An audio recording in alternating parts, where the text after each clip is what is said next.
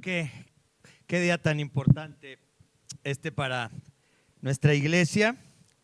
Empezamos el último domingo de agosto del año 2011.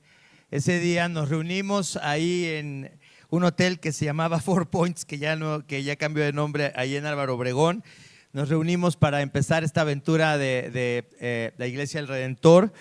Y bueno, después de una historia larga y de intentar varias veces elegir y luego preparar y ordenar a los oficiales de la iglesia. En la iglesia presbiteriana se ordenan a los oficiales de la iglesia, que son dos tipos de oficiales, los ancianos y los diáconos. Y muchas veces lo intentamos, por lo menos 4 veces lo hemos intentado, y ahora no, la tercera no es la buena, sino la cuarta es la buena. Y finalmente, por diferentes motivos, algunos hermanos estaban preparándose, se fueron a vivir a otros países, algunos hermanos estaban preparándose y vino la pandemia. Entonces, la verdad es que ha sido un proceso difícil poder aglutinar a un grupo de personas, de servidores que han demostrado su carácter, que han demostrado su amor por la iglesia, no porque han sido elegidos para ser oficiales, sino porque realmente desde antes de haber sido elegidos como oficiales servían, estaban siempre interesados en la iglesia, eran constantes en la iglesia. Entonces la verdad es que solamente ahora en este día vamos a ordenar a estos oficiales, pero ellos ya estaban trabajando desde antes, ellos eran fieles desde antes, ellos eran constantes desde antes. Y quiero que meditemos hoy en esta palabra que está en la primera epístola a Timoteo, en el capítulo 6, versículos del 11 al 21. Primera epístola de Pablo a Timoteo, capítulo 6, versículos del 11 al 21.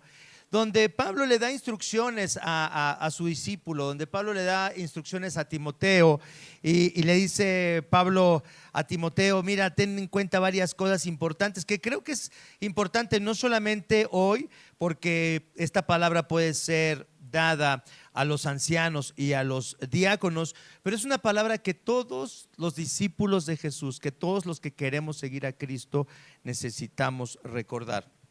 Dice así esta palabra del Señor, la primera epístola a Timoteo, capítulo 6, versículos del 11 al 21. Tengo esta versión, hoy utilicé la nueva versión internacional. Ustedes van a tener la nueva traducción viviente en sus pantallas, pero van a ver ahorita por qué la elegí. Entonces, primera de Timoteo, capítulo 6, versículos del 11 al 21, y dice esta palabra: tú, en cambio, hombre de Dios, huye de todo eso y esmérate en seguir la justicia, la piedad, la fe, el amor, la constancia y la humildad. Pelea la buena batalla de la fe, haz tuya la vida eterna, a la que fuiste llamado y por la cual hiciste aquella admirable declaración de fe delante de muchos testigos, teniendo a Dios por testigo, el cual da vida a todas las cosas, y a Cristo Jesús, que dio su admirable testimonio delante de Poncio Pilato. Te encargo que guardes este mandato sin mancha ni reproche hasta la venida de nuestro Señor Jesucristo, la cual Dios a su debido tiempo hará que se cumpla.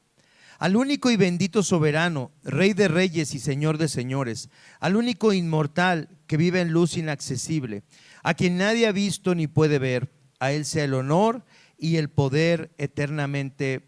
Amén. A los ricos de este mundo mándales que no sean arrogantes ni pongan su esperanza en las riquezas, que son tan inseguras, sino en Dios, que nos provee de todo en abundancia para que lo disfrutemos. Mándales que hagan el bien, que sean ricos en buenas obras y generosos, dispuestos a compartir lo que tienen. De este modo atesorarán para sí un seguro caudal para el futuro y obtendrán la vida verdadera. Timoteo, cuida bien lo que se te ha confiado. Evita las discusiones profanas e inútiles y los argumentos de la falsa ciencia. Algunos, por abrazarla, se han desviado de la fe. Que la gracia sea con todos ustedes. Esta es la palabra del Señor y vamos a meditar en 3 aspectos. La verdad es que sí me rompí la imaginación cuando pensé en el bosquejo para hoy. Los 3 puntos son una reflexión en el pasado, luego una reflexión en el presente y adivinen qué, y una reflexión en el futuro. O sea, sí, estuve realmente pensando, luchando esta semana y oren por mí, hermanos, pero una reflexión en el pasado. Pablo está exhortando a Timoteo entonces a que se mantenga en un cierto estilo de vida por ser cristiano. Y le recuerda cosas que tienen que ver con el pasado, le recuerda cosas que tienen que ver con el presente. Entonces no crean que no lo pensé bien, pero la verdad es que si ustedes analizan muy bien este texto, van a ver que también habla acerca del futuro. Y son cosas que a veces no percibimos rápidamente cuando leemos este texto, porque tal vez lo hemos leído muchas veces, pero vale la pena pensar en esto. Entonces, fíjense lo primero que hace el apóstol Pablo. Dice: tú en cambio, hombre de Dios, huye de todo eso. ¿De qué? De los conflictos, de las pasiones, de las cosas que tienen que ver con los afectos que tenemos por las cosas de este mundo. ¿A quién no le gusta discutir con otros? ¿A quién no le gusta tener la razón? ¿Ustedes conocen a alguien que no le gusta tener la razón? ¿Alguno de ustedes se casó con una mujer que no le gusta tener la razón? ¿Alguno de ustedes está casada con un hombre que no le gusta tener la razón?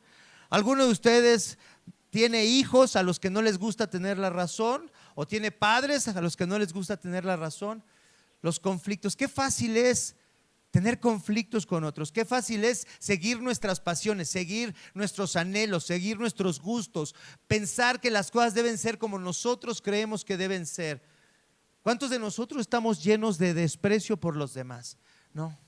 Si somos reformados, ¿a quién debemos despreciar? A los que no son reformados, a los dispensacionalistas, a los arminianos. Debemos despreciarlos y hablar mal de ellos, ¿sí o no? ¿Quién dice amén? Si apoyamos a la 4T, ¿a quiénes debemos despreciar? Díganlo, yo los conozco, al PRIAN, ¿no? Y si somos del PRIAN, debemos despreciar a los de la 4T y así. Tenemos que tener nuestros favoritos, tenemos que pertenecer a un equipo y tenemos que despreciar a otros. Si son del América, ¿quién deben despreciar? Ahí está, ahí miren, ahí sí contestaron, pero así. Dice el apóstol Pablo: tú en cambio, hombre de Dios, huye de todo eso, huye de las ganas de hacer tu voluntad y esmérate en seguir la justicia, la piedad, la fe, el amor, la constancia y la humildad. La justicia. ¿La justicia de quién? ¿De Pablo? ¿La justicia del Imperio Romano? ¿Cuál justicia? ¿La justicia de Dios? ¿Nada más así de Dios? ¿La justicia de quién? La justicia de Cristo. La justicia de Jesús. La justicia que encontramos en Cristo, que se encarnó, que vino a este mundo, que vivió la vida que nosotros no podemos vivir, que fue a la cruz muriendo la muerte que nosotros merecíamos por nuestros pecados, que ha resucitado, que está sentado a la diestra del Padre, que desde ahí gobierna junto con el Padre e intercede por nosotros, y que ha prometido también regresar y establecer su reino y glorificarnos y quitar todo lo que quede del pecado de nosotros. Esa es la justicia a la que Pablo le dice a Timoteo: esmérate en seguir la justicia, no la justicia del Imperio Romano, no la justicia de Timoteo, sino la justicia que es la justicia de Cristo. La piedad, la fe ¿en quién? La fe simplemente, si yo tengo un Dios personal, pastor, yo no necesito ser cristiano porque tengo un Dios personal. Esa es la fe que dice él que debemos de tener. ¿La fe en quién? La fe en Dios. Hay mucha gente que tiene fe en Dios. ¿La fe en quién? La fe en Cristo. Que yo sé que Cristo fue obediente al Padre, obedeció la ley perfectamente, y ahora la obediencia de Cristo es mía por la fe. El sacrificio de Cristo vicario en mi lugar en la cruz, la hago mío esa muerte por la fe. Pero la fe también hay un problema con la fe. La fe no es nuestra fe tampoco. Es un regalo de Dios. En la carta a los Efesios, en el capítulo 2, el apóstol Pablo nos dice que somos salvos por gracia y que esa gracia que recibimos es por medio de ¿qué? De la fe. Dice, pero la fe no es de ustedes, es un don de Dios. Ustedes que tienen fe, no crean que los que no tienen fe, que ustedes son mejores que los que no tienen fe. Porque si tú tienes fe, es porque Dios te ha dado a ti esa fe. Y si no tienes fe y dices, es que yo no creo, está bien. No dejes de venir aunque no tengas fe. No dejes de venir aunque digas, yo todavía no soy un cristiano. No dejes de venir. Escucha esta fe porque tal vez Dios te va a dar esta fe después. Pero si tú tienes fe, es porque Dios te la ha regalado. Pablo le está recordando a Timoteo todas estas cosas que han sido hechas por él en el pasado. Vive, esmérate en seguir la justicia de Cristo, la piedad, una forma de vida que refleje a Cristo, la fe en Cristo, ¿el amor de quién? ¿El amor de Timoteo para los demás? ¿El amor de quién? El amor de Jesús, el amor de Cristo. ¿Has pensado cuánto te ama Cristo? Que sabiendo quién eres, que conociendo tus pensamientos, que sabiendo cómo lo único que quieres es que Dios te bendiga, pero quieres mantenerte lejos de Él. Esa es la forma humana de relacionarnos con Dios. Dios, bendíceme, dame salud, dame riqueza y hazte a un lado, por favor. Déjame que yo disfrute la vida. Muchos de nosotros, aún siendo cristianos, todavía le decimos a veces a Dios, quítate Dios, quiero que me bendigas, pero déjame hacer mi voluntad. Qué personas tan terribles somos, qué traidores somos a la gracia, al amor de Cristo Jesús. Y sin embargo, el amor de Cristo puede recibir a personas como tú y como yo. Está disponible aún para traidores como tú y como yo. Está disponible para personas que se avergüenzan a veces de ser cristiano. Mejor que no sepan, porque si saben voy a tener que vivir como un cristiano y si no me van a criticar. Mejor que no sepan que soy cristiano. Tú, en cambio, hombre de Dios, huye de todo eso, de seguir tus deseos y de querer hacer tu voluntad. Y recuerda entonces seguir la justicia, la piedad, la fe, el amor, la constancia y la humildad. A mí me encanta la humildad. ¿Me encanta o la odio? No me gusta la humildad. Siempre tenemos un problema con la humildad. ¿Están de acuerdo? ¿No han trabajado por ser humildes? ¿No han dicho, debo ser humilde? ¿Sí o no?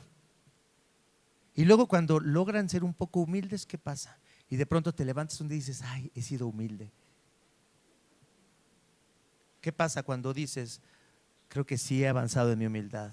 Me siento más humilde que antes. Que justamente en ese momento ya no eres humilde. ¿Qué problema con la humildad? Pero por eso Dios nos ha dado también esta naturaleza en la que tenemos que luchar con el pecado. ¿Por qué no quitas el pecado, Señor Jesús, y nos permites vivir una vida de santidad perfecta delante de ti con un poder sobrenatural? ¿Podría Dios hacer eso por nosotros? Quitar cualquier rastro de pecado de nuestras vidas y que nuestros pensamientos y nuestros deseos sean perfectamente puros. ¿Por qué no lo hace Dios? ¿Por qué nos permite que luchemos con el pecado? ¿Saben por qué? Porque es la única forma de mantenernos en verdadera humildad. Es la única forma de decir, Señor, cuánto te necesito. Ve la terrible persona que soy yo. Ve cómo actúo, ve cómo pienso, ve la falta de amor que tengo por ti, por las personas que me rodean. Ve lo orgulloso que soy. Ve todo esto, Dios. Ve mi lujuria, ve mi materialismo, ve todo lo malo que soy. Ve cómo desprecio a los demás, Señor. Ve lo que soy. Y ayúdame y dame de tu gracia. Qué precioso es poder mantenernos en la fe de Jesús, porque es la única forma de mantenernos en humildad. Mantenernos así siempre dependientes de Cristo, abrazados a Cristo, confiados en Cristo y diciendo, Señor, si no fuera por Cristo, ¿dónde estaríamos tú y yo? El apóstol Pablo le recuerda a Timoteo, ve todo esto en lo que tienes que caminar. Esta es la forma de vida que tienes que caminar. Pelea la buena batalla de la fe. ¿Haz tuya qué? ¿Haz tuya qué? La vida eterna. Haz tuya la vida eterna. Y siempre tenemos que recordar que es la vida eterna. La vida eterna no es cuando muera, voy a ir al cielo, voy a estar en una nube, voy a estar tocando el arpa, viendo pasar ahí las líneas aéreas. Y no. ¿Qué es la vida eterna? ¿Qué es la vida eterna? El Señor Jesús en el capítulo 17 de San Juan, versículo 3, nos recuerda qué es la vida eterna. ¿Qué es la vida eterna, hermanos? ¿Qué dice Jesús que es la vida eterna? ¿Qué dice Jesús en San Juan 17:3? Y esta es la vida eterna, que te conozcan a ti, el único Dios verdadero, y que conozcan a Jesucristo. No es la vida que voy a recibir cuando esté ya con el Señor en la presencia, en los lugares celestiales. Ya estamos en los lugares celestiales porque estamos en Cristo Jesús. Entonces, pelea la buena batalla de la fe, haz tuya la vida eterna, el conocimiento de Dios por medio de Jesucristo. A Dios nadie le vio jamás. El unigénito que está a su diestra, ¿que es quién? Cristo, Él nos lo ha dado a conocer. A Dios nadie le vio jamás, pero el que conoce a Cristo, el que está en Cristo, el que ha contemplado a Cristo, el que ha puesto su fe en Cristo, ese conoce a Dios y ese tiene vida eterna. El conocimiento de Dios, el conocimiento de Cristo, esa es la vida eterna. Eso es lo que Pablo le está diciendo a Timoteo. Recuerda todas estas cosas y fíjense, dice: haz tuya la vida eterna a la cual fuiste llamado y por la cual hiciste aquella admirable declaración de fe delante de muchos testigos, teniendo a Dios por testigo, el cual da vida a todas las cosas, y a Cristo Jesús, que dio su admirable testimonio delante de Poncio Pilato. Esto es lo que tiene que recordar Timoteo acerca del pasado. Esta fe que está en Cristo, que es por Cristo, y el testimonio que dio Timoteo delante de muchos testigos. Pero hubo antes alguien que testificó delante de Poncio Pilato. ¿Quién fue? Cristo Jesús. Nosotros hacemos una declaración de fe delante de Dios, pero Cristo se humilló y tuvo que dar testimonio de quién era Él delante de una persona despreciable como Poncio Pilato, delante de un gentil, delante de un hombre incrédulo, delante de un hombre que lo despreciaba. Nosotros damos el testimonio delante de Dios y delante de los testigos, de aquellos que están en la iglesia y que han sido salvados por el poder de Jesús, y damos testimonio de que queremos seguir a Jesús y de que necesitamos a Cristo y que lo aceptamos como nuestro Señor y como nuestro Salvador. Pero Cristo tuvo que dar testimonio, no delante de alguien que lo amaba, sino delante de alguien que lo despreciaba, delante de Poncio Pilato. Pablo le dice a Timoteo: Timoteo, recuerda todo esto. Haz esta reflexión en el pasado, todo lo que ha sido hecho por ti, en quién has puesto tu fe. No te olvides de eso, no te desvíes de eso. No te desvíes de Jesús. Es esta reflexión en el pasado que Pablo le invita a Timoteo a que haga. Y luego lo lleva a una reflexión en el presente. Fíjense qué interesante, en el versículo 14 en adelante dice: te encargo que guardes este mandato sin mancha ni reproche. ¿Cuál es el mandato? ¿Cuál es el mandato? Vean ahí sus Biblias, tengan ahí sus Biblias abiertas para que vean cuál es el mandato. Y si ya me estoy desviando, si ya me estoy pasando de la raya, díganme: pastor, ya esto ya está muy mal. Que guardes este mandato. ¿Cuál es el mandato? Pelea la buena batalla de la fe, haz tuya la vida eterna y a la que fuiste llamado, por la cual hiciste aquella admirable declaración de fe. Cuando Jesús le pregunta a sus discípulos: ¿quién dicen que soy yo? Y que eres tal, que eres Elías, ¿y ustedes quién dicen que soy yo? Y Pedrito, como siempre, responde antes que todos los demás. ¿Y qué dice? ¿Qué dice Pedrito? Tú eres el Cristo, el Hijo de Dios. ¿Y qué dice Jesús inmediatamente esas palabras?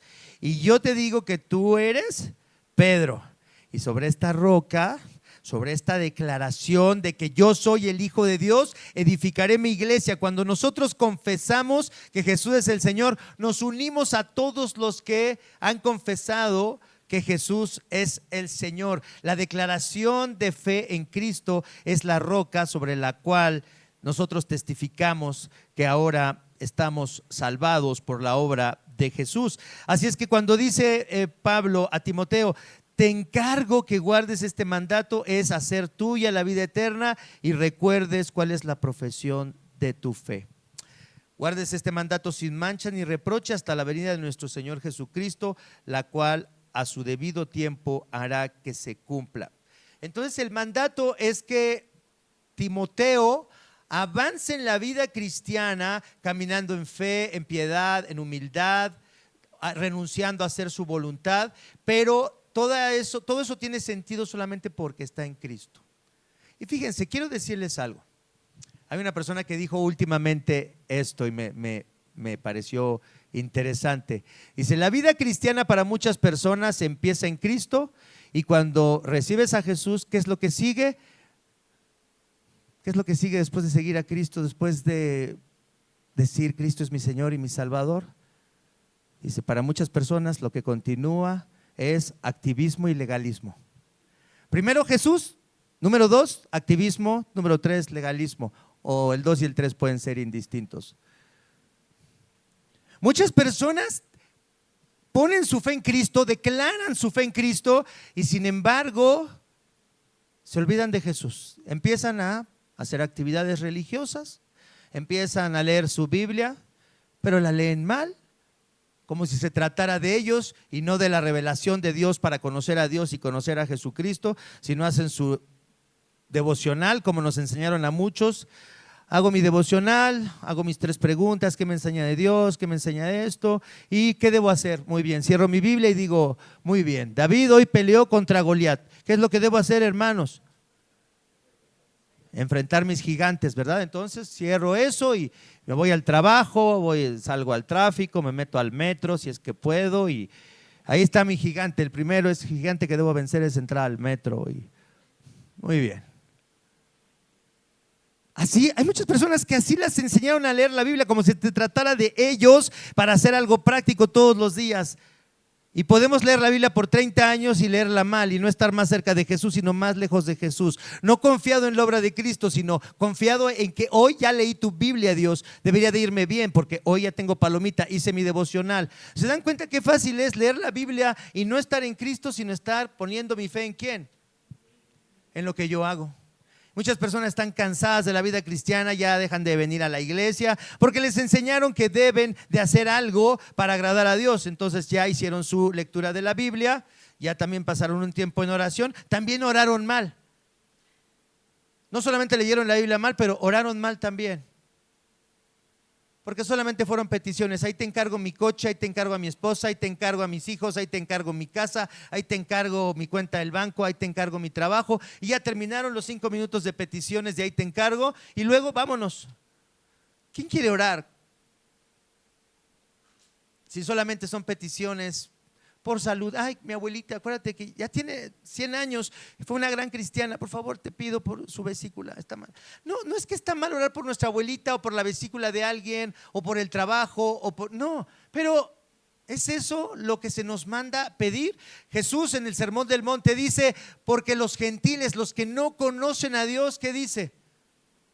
Buscan exactamente lo que ustedes están pidiendo todo el tiempo: salud, dinero y amor.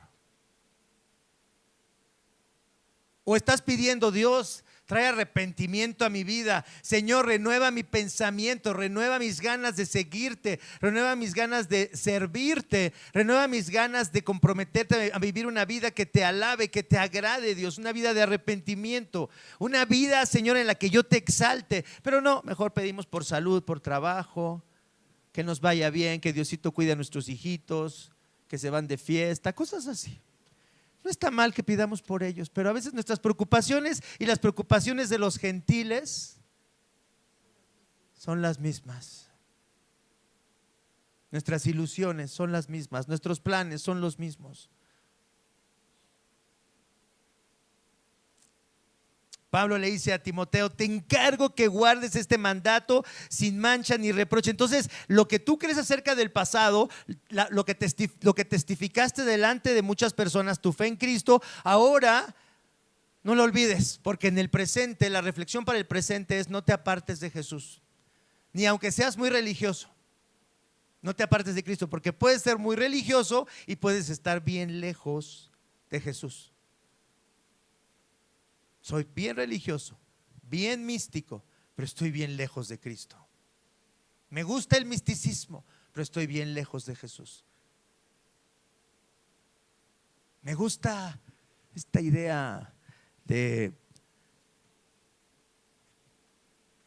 hacer cosas para Dios, cosas que parecen espirituales, y sin embargo no me está llevando a crecer en Cristo. El apóstol Pablo a los Efesios en el capítulo 3 les dice cosas, algo increíble. Les dice: ¿saben por qué oro por ustedes, Efesios? Y si eran Efesios y estaban en la carta de Pablo a los Efesios, o estaban escuchando la carta de Pablo a los Efesios, ¿eran creyentes o no creyentes? A ver, ¿están seguros? Aquellos a los que les escribió Pablo en su epístola a los Efesios, ¿eran creyentes o no creyentes? Eran creyentes. ¿Y saben lo que pide por ellos? Dice en Efesios capítulo 3: y por esta causa doblo mis rodillas, dice, para que sean capaces junto con todos los santos de conocer cuán ancho, cuán largo, cuán alto y profundo es el amor de Cristo. ¿Saben qué estaba pidiendo Pablo por los que ya habían dicho que eran cristianos? Que profundizaran en el conocimiento del amor de Jesús. No le estaba diciendo: ahora quiero que ustedes sean los grandes teólogos, los grandes hermeneutas que sepan todo acerca de la crítica literaria del Antiguo Testamento y que nos digan si Moisés terminó el Pentateuco o no, o si hay 3 Isaías o 2 Isaías o 1 Isaías, o que puedas presumir tus palabras en griego o en hebreo. No. Dice Pablo: que conozcan cuán ancho, cuán largo, cuán alto y profundo es el amor de Jesús. Eso es lo que me preocupa. ¿Cuál es la reflexión que Pablo le encarga a Timoteo en el presente? Timoteo, no te apartes de Cristo. Por lo que pasó, por lo que Cristo ha hecho por ti, por lo que testificaste, ahora no te apartes de eso. En el presente, mantente ahí, en esa fe. Y fíjense lo que dice Pablo cuando insta a Timoteo a que no se olvide y no se aparte de este testimonio que dio de Cristo, de la fe en Cristo. Fíjense lo que dice en el versículo 15. ¿Cómo explota Pablo? ¿Cómo cambia el tono de Pablo? Y dice: al único y bendito soberano, Rey de reyes y Señor de señores. Pablo, no te apartes de Jesús. Y en el versículo 15 dice: al único y bendito soberano, Rey de reyes y Señor de señores, al único inmortal que vive en luz inaccesible, a quien nadie ha visto ni puede ver, a él sea el honor y el poder eternamente. Pablo pasa de la exhortación a Timoteo ¿a qué? ¿A qué? A la adoración, a la alabanza. Eso es lo que debe ser la vida cristiana. No es una vida solamente que esté enfocada en Jesús de una forma mecánica: así tengo que mantenerme en Cristo. No, si realmente te mantienes en Cristo, tu vida debe convertirse en una alabanza a Dios. No solamente quiero obedecer a Jesús porque Él dio su vida por mí, sino estoy muy agradecido de que ame a alguien como a mí. Y cuando entiendes la santidad de Dios, lo que Cristo ha hecho por ti y lo horrible que eres, entonces vas a adorar a Dios, vas a alabar a Dios.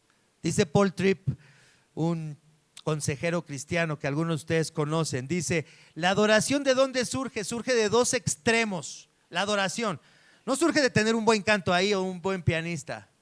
La verdadera adoración surge de que veas tu miseria, de que veas la persona tan horrible que eres, de que estás lleno de envidia, de celos, de chismes, de malas intenciones, de impureza, y que puedas ver cuánto te ama Dios por medio de Jesucristo. Y si cuando tú puedes ver las 2 cosas, no puedes sino adorar a Dios, alabar a Dios y decir: Señor, esto es increíble, no sé cómo puedes hacer esto.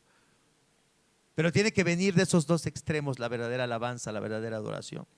Finalmente, Pablo lleva a Timoteo a pensar en el futuro y les dice aquí, fíjense qué interesante, ¿no? Primero, recuerda tu profesión de fe, vive de esta manera, porque estás en Cristo, por lo que Cristo hizo por ti. Pero ahora vamos a pensar en el futuro. A ver, Timoteo, ¿qué es lo que debes hacer en el futuro? A los ricos de este mundo, mándales que no sean arrogantes, ni pongan su esperanza en las riquezas que son tan inseguras, sino en Dios, que nos provee de todo en abundancia para que lo disfrutemos. A mí me encanta este texto, este versículo 17, de Timoteo 6, porque obviamente no es para mí. Es obvio que no es para mí, no tiene nada que ver conmigo este versículo. ¿Están de acuerdo?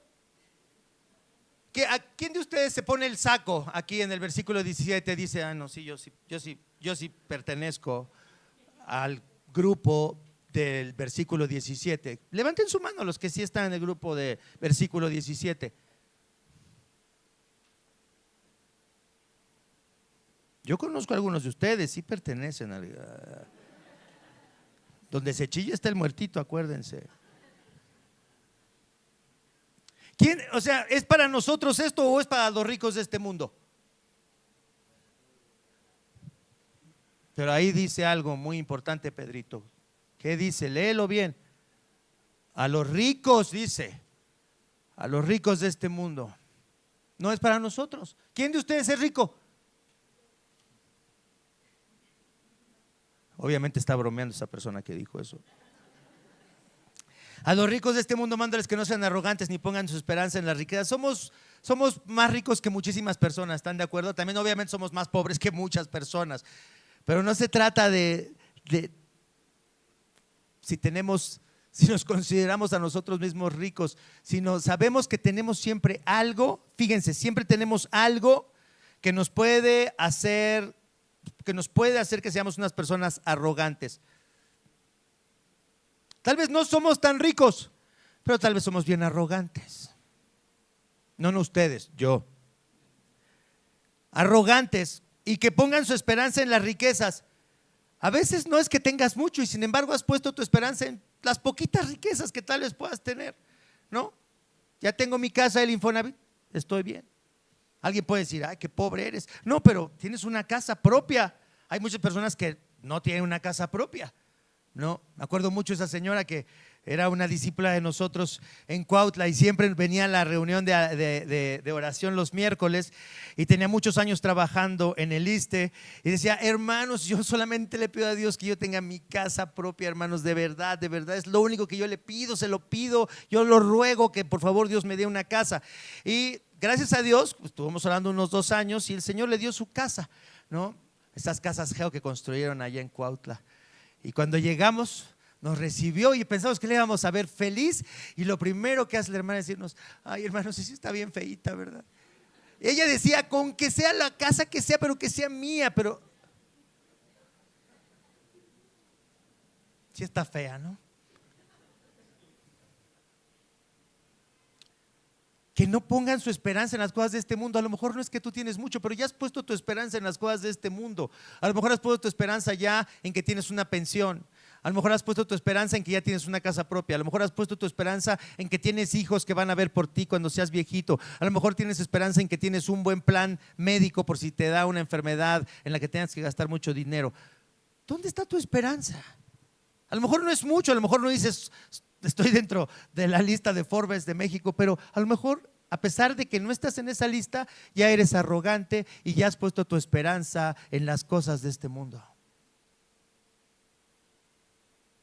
¿Cómo vamos a vivir en el futuro? ¿En qué vamos a enfocarnos en el futuro? ¿A dónde vamos a poner nuestra esperanza en el futuro? Dice, enséñales a los ricos de este mundo que no sean arrogantes ni pongan su esperanza en las riquezas que son tan inseguras, sino en Dios que nos provee de todo en abundancia para que lo disfrutemos. Esta mañana Rodrigo oró así: Señor, ¿qué tenemos en esta vida? ¿Qué tenemos en esta vida? ¿Qué es seguro en esta vida? ¿Tu salud es segura? ¿Tu matrimonio es seguro? ¿La bendición de tus hijos es segura? ¿Los vas a tener siempre contigo? ¿La economía es segura? ¿El control de la inflación es seguro? ¿Nuestros ahorros están seguros? ¿Nuestras inversiones en bienes raíces están seguras? ¿Qué es seguro? ¿Qué tenemos en esta vida? ¿Qué tenemos? No tenemos nada. Todo lo podemos perder en un segundo. En un minuto podemos perderlo todo. Qué precioso es esta exhortación de Pablo a Timoteo. Timoteo, ve lo que se ha hecho en el pasado por ti, dónde pusiste tu fe, ve cómo debes de vivir centrado en Cristo. Y ahora cuando pienses en el futuro, exhorta a las personas a que hagan el bien, que sean ricos en buenas obras y generosos, dispuestos a compartir lo que tienen. Todos tenemos algo que compartir. Hay personas que me dicen, es que no diezmo, Víctor, porque mi salario es de 3,000 pesos al mes. ¿Y qué tiene? Es lo más democrático el diezmo. 300 pesos. Oye, yo gano 500, pues 50. Aquí no está, aquí nadie va a ver quién da mucho y quién da poco. Aparta lo que es del Señor y ya. Pero es que es muy poquito. Si son 5 pesos, si es lo que ganaste, 5 pesos. Si son 5,000, qué bueno. Si son 10,000, qué bueno. Pero que compartan lo que tienen. Todos tenemos algo que compartir con otros. Realmente Cristo te ha dado esa nueva visión de tu vida, de que aunque tengas poco puedes compartirlo. Hay personas que dicen, no, yo no tengo, no doy, porque tengo muy poco. Te lo tienes que compartir. Lo malo es que no tienes confianza puesta en Cristo. Mándales que hagan bien, que sean ricos en buenas obras, generosos, dispuestos a compartir lo que tienen. De este modo atesorarán para sí un seguro caudal para el futuro y obtendrán la vida verdadera. No quiere decir Pablo que el que es generoso va a ir al cielo o no. Lo que está diciendo Pablo es, si ustedes realmente han puesto su fe en Cristo, necesariamente tienen que ser generosos. Si tú no eres generoso, tal vez todavía no seas un cristiano, es lo que está diciendo Pablo. Si tú no eres generoso, tal vez no conoces todavía a Jesús. Tal vez tienes que ser evangelizado.